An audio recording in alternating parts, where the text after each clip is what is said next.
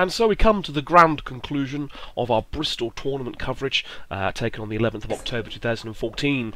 Myself there on the left, sporting NEH, and Becky from Oxford on the right, sporting her Andromeda deck. For those of you who haven't had the chance to watch Game 1 yet, please do so, but if not, you will know that Becky won the first round, the first game, I should say, of this final round of Swiss, and is currently on for a win. If she beats me here, she goes on to win the tournament.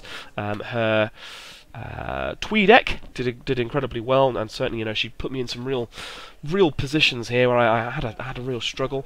I don't think either of us here elect to take a mulligan. We do have the same colour sleeves though, which is always going to be an unfortunate situation, but we'll do our best to try and decipher it. Looks like she's got a Natman in hand at the very least, and that's exactly what you want to see there from your opening NEH hand, which is a sweeps week against Andromeda.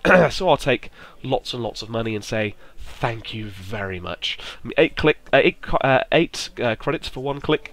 Yes, we'll take that. Thank you very much. And certainly, it can give you a little bit of tunnel vision and perhaps make you think that it might not be worth doing. But I think I'll take it. So we're going to install a piece of ice. I've realised I've got my stuff the wrong way around, and I'm getting thoroughly confused. And for my last click, I'm going to install, which draws me a card. Pass the turn over. So let's see how we can do. So it's turn 1 Desperado, but no sure gamble, so that's fine. She's down to 2 credits. With her lovely 20-sided die. She will Dirty Laundry R&D, which seems to make sense. It looked like that may have been an NAPD there on top, so I obviously didn't have the money at that stage to afford to take it, I don't think. No, she would have. She might have. But irrespective of that, I mean, she's probably not in a desperate hurry to go in and steal it. She'll go again. Oh, she will take it this time. So it's cost her 2 clicks to go in and get it, and 4 credits, which is fine. Particularly because that's a card she will now have to discard at the very least. Looks like she has security testing there in hand, ready to play. And indeed, it is a very strong card against NEH, which often will run with a lot of undefended remotes. So I'll take my mandatory draw and see another NEH on the top there. I'll draw 2 Jackson Howard, seeing a fast track and a pad campaign. I'll go again. I think I would want to ditch some NAPDs that I probably have in hand here. I know I've got a breaking news as well, and I will install another piece of ice. I don't think I saw much in the way of ice, certainly. And I will ditch a couple of agendas, almost put that NAPD face up. I think she didn't. I don't think she noticed. So it's all good. Not that it should come as any surprise to her that there are, in fact, agendas in archives there. So ditch the 3-4 cards and pass the turn. I do have the fast tracks. I'm ready to go out and score with the Astros, but I've got to see them first. A nice little sand will go a long way there as well. So she'll security testing. I don't know where she's security tested. It's not really going to matter too much in this game. Presumably she'll security testing archives every time, so if she's running there, she won't see anything. She'll see an E-line R&D for her second click, which she may elect to click through or may bounce off. It looks like she'll bounce. She'll run HQ and see a pop-up window, which will cost her a credit.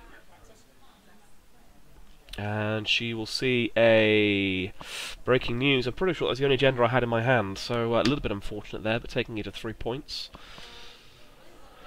And that's a good start. That's a good and strong Andy start, even though she had to suck it up and take the NAPD. She is now on 3 points, and that's not too shabby, particularly because I would have quite liked to have... I probably would have scored that out of hand next turn.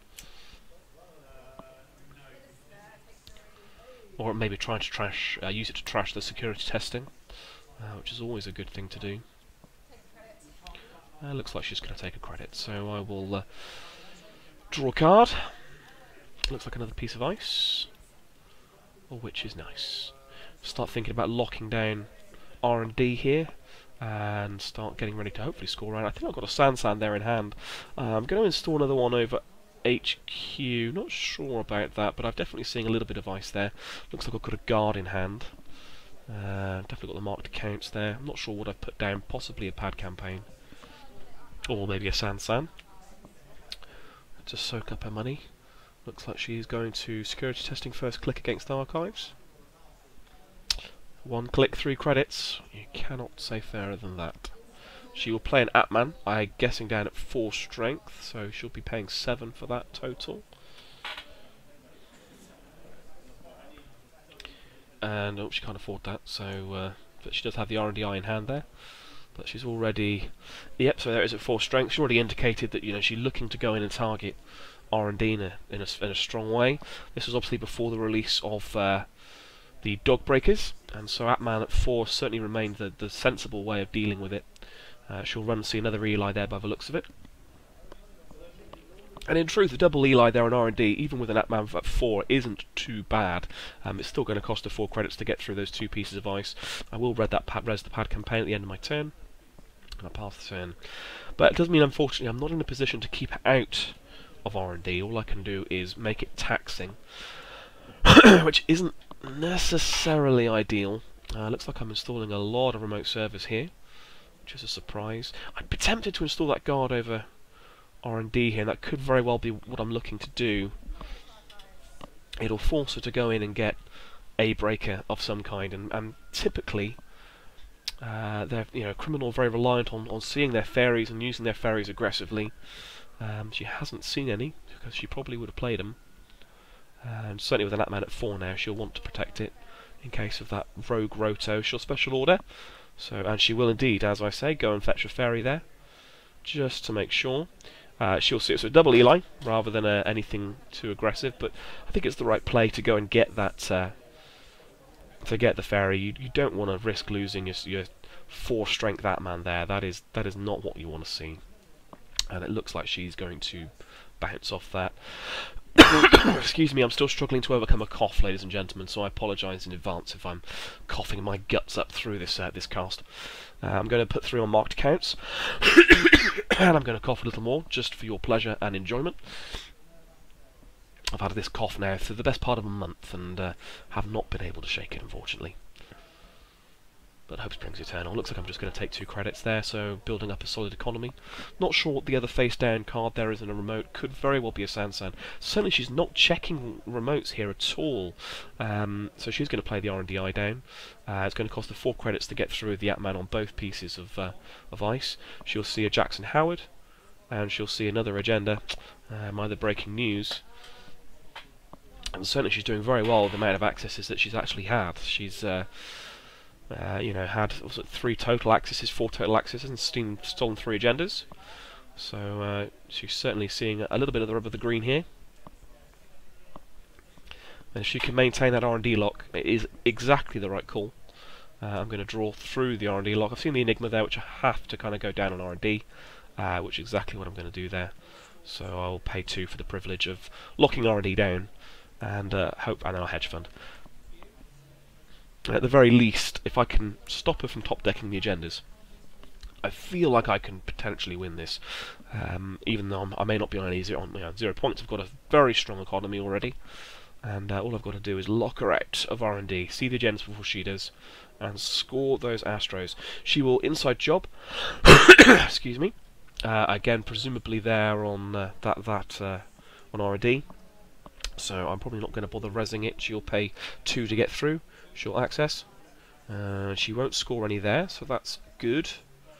And that's an inside job done as well, which is not inconsiderable, to get the inside job out of the way.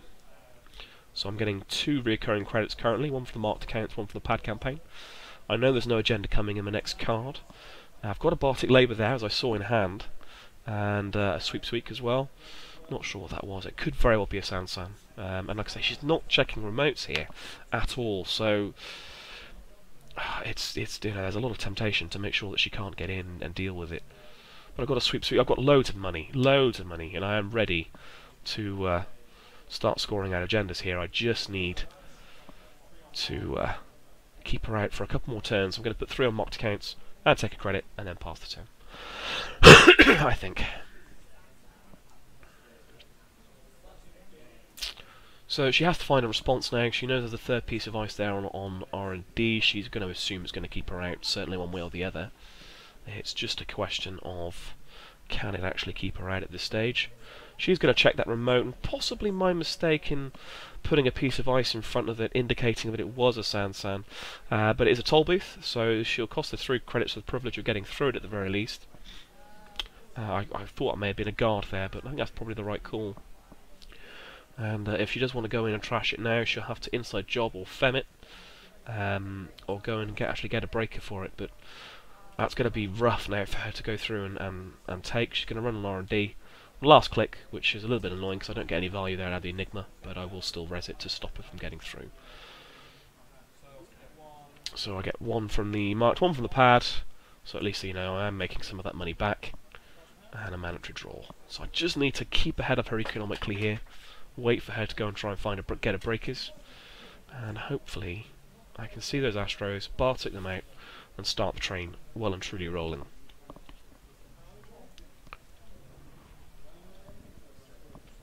Got a guard there, attempting to put that on top of the toll booth there, which is presumably protecting the Sansan.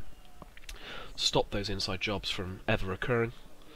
And looks like I'm installing another server here, so I'm just shuffling everything down a little bit, which draws me a card.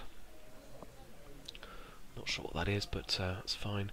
I've got a sweep there. I really should think about playing it. She's got at least 3 cards in hand there, probably 4, which makes it worthwhile. Well, maybe 3 cards, probably not worthwhile. I might be waiting for her to draw up, which she's probably not going to do. One of the reasons why Scorches and Snares in NEH work as well as they do. People run very aggressively and very quickly. I think she's just taking money, obviously doing a security testing run as well. So she's back up to what looks like 10 credits there. I'm going to draw 2 at Jackson because I am just wanting to see these Astros and start scoring them out. And I'm going to install and take a credit. And then I'm going to ditch all this ice that I don't need at this stage. I'm just waiting to score out here. And I haven't seen any agendas yet to be able to do it. I've certainly got the money to be able to do it now. And if I can start the Astro train rolling, I'm going to feel like I'm in a good position. But she has seen all the agendas without me having any joy. She's got a siphon there in hand. I'm not sure what's on top of HQ. But she's going to run HQ by the looks of it. I don't think I've got anything in hand to worry about particularly, so I'm going to let her in. She'll pay 1, gain 1 for a Desperado, and she'll access. She won't see anything. Again, I don't think I've got any agendas in hand currently. And that was probably her looking to test the siphon as a possibility, I'm going to suggest. And it's still, by the looks of it, I'm still in a position of not seeing the agendas here. Which, you know, I mean, I know there's going to be a couple of NEPDs there in archives, but that shouldn't certainly be an issue. I want to see the Astros and the Beals. I'm not too bothered about the NAPDs, although I do have a safe remote server and I could be scoring them. So the temptation is to shuffle them back in with Jackson. That is a big risk, though, a big risk. At the moment, they are completely safe.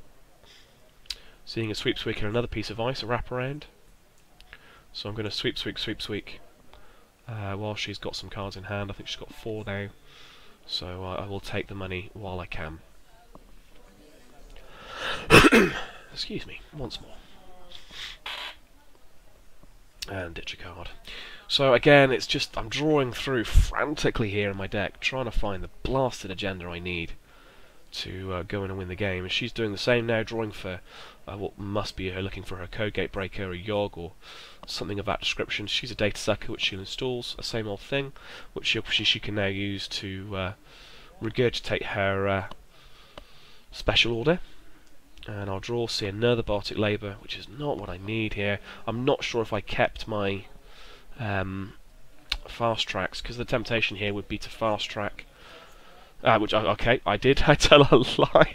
So the play that I think I should have made, I am actually making. So that's positive in and of itself. But I'm going to fast track, look for the Astro, at which point I'm going to obviously Bartik Labour and install it on the Sansan there, which I'll res, and I'll use it to score the Astro out of hand. And if I've got the money for it anyway, so I will install. I'll res the Sansan. I've got the money for it, of course. I've got the flipping money for it. So I'll pay 6 for the Sansan. I'll Bartik Labour, which costs me another 4, and then I'll pay 2 credits and score. Pay a credit, no, yeah, 2 credits and score the Astro and pass the turn. And I'm still sat on a absolute ton of money there. Now I've got the scored Astro, res Sansan. I'm ready. I'm ready. Bring on the agendas. Every agenda now I can score, I will win. She obviously knows this. She's going to same old thing for for the special order, which she'll use to bring out the Yogg, which means she can now break through on R&D and attempt to try and lock me. Absolutely makes sense. Excuse me. She'll run. She'll score a Beal. And a pop-up window. Again, I mean, she hasn't seen a lot of cards, but the cards that she has seen have almost always been agendas. I've got a wraparound there, which I have to look at installing now. I'll draw. The wraparound on R&D will stop her, you know, for the time being, stone dead. I've got to put it there. I'm going to trash the Enigma, which seems perfectly sensible, and install the wraparound there, which is good. I'm glad when I agree with myself, I feel good about life. That's a good thing. I've got to stop her from seeing the agendas that she needs to see. And I'm going to make doubly sure, because that is the ball game now, and I know it. It's the whole ball game. She's on 6 points. She just needs one more agenda to win. Obviously, both breaking news are gone, so she's looking for a 2-pointer. I'm pretty sure both the NAPDs are in archives, so I mean, the agenda density there is not high at all. Excuse me. But she does have an effective full rig out now.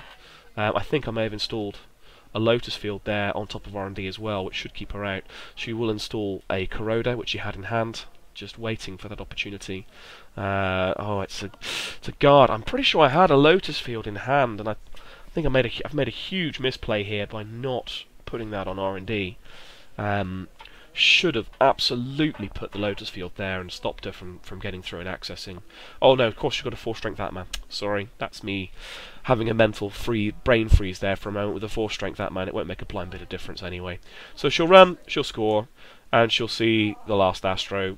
Literally every access she made, she got an agenda, and there's not a lot I can do there. But she, you know, made the right plays, which is you lock down R&D, and you ensure that you see the agendas before the Corp does and can score them. I was ready to go there, ready to score out and start winning, as long as I could keep her out. And the guard probably would have done it in the long term, because, you know, with the fairies, she didn't seem to have a long-term sentry breaking option. So there was a Beal in there as well as NAPD, so with 3 agendas in there, the agenda density was low, but she was able to go in, steal the agendas, and win the tournament. So big congratulations to Becky. She played very well, knows her decks inside out, and did incredibly well, and went in to win the tournament. So congratulations to her. We will be back with more coverage from our Gloucester tournament held in November. So join us there, and see you on the site.